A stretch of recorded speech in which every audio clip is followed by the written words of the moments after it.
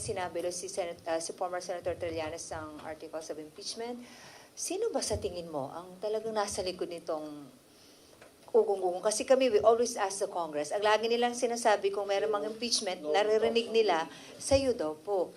So sorry, we have to ask you again, ma'am.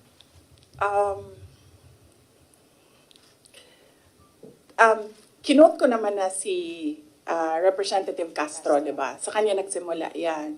I-quote ko ulit. The impeachment is especially on the misuse of public funds and technical malversation and violating the 1987 Constitution because a government official is bound to follow the Constitution. So last year pa lang, meron na siyang grounds for impeachment. Kaya sinasabi ko, ginagawa nila ng paraan, pumasok lahat nung kailangan nila doon sa pinag-usapan nila na grounds.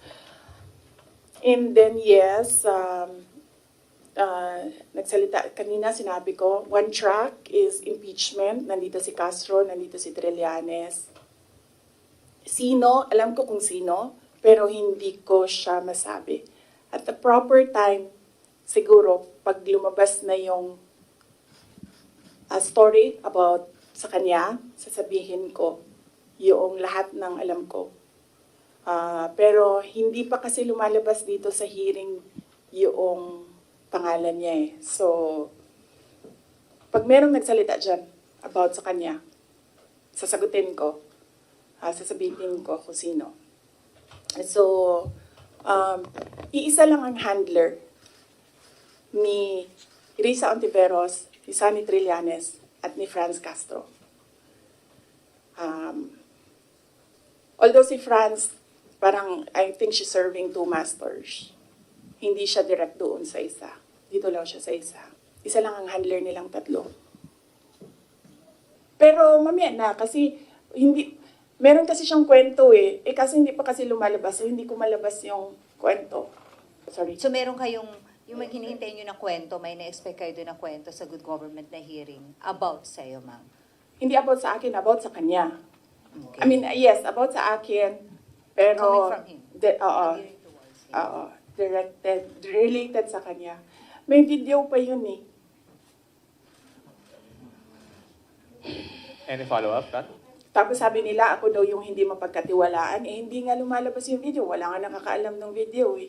Ako lang. Video, ma'am. Ma'am, anong video, ma'am? Basta.